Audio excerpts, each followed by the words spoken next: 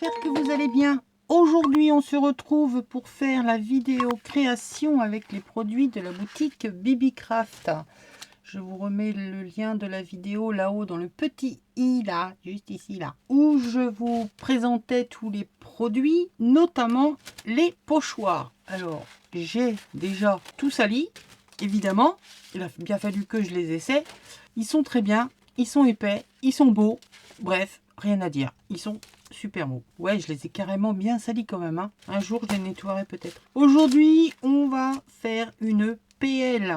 Une pocket letter. Pour celles qui ne sauraient pas ce qu'est une pocket letter, c'est tout simplement des ATC, des petites cartes à échanger. Sauf que là, c'est sur une page entière. Alors, où vous allez décider que elles sont toutes indépendantes les unes des autres. Moi, j'aime faire une image que je viens découper et ça me recrée une histoire. Une image entière. Quelque chose de plus facile pour moi à travailler. J'ai pris celui-ci avec, j'espère que vous allez bien voir, là, ici, le muguet. Eh oui, il paraît que c'est bientôt le 1er mai, donc on va faire du muguet.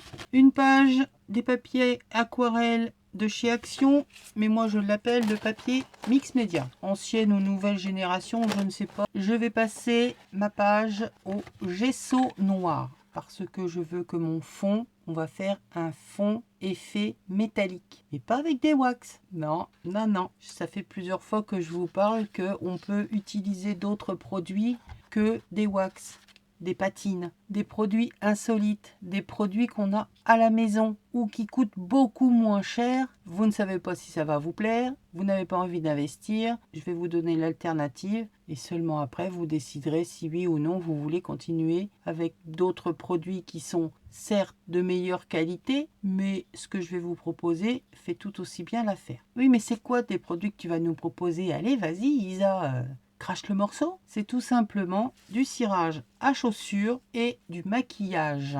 Et pour finir, pour fixer tout ça, on mettra de la laque à cheveux. Vous verrez, le résultat est assez bluffant. Donc, premier temps, je veux que ma page ait un aspect métallique, gesso noir.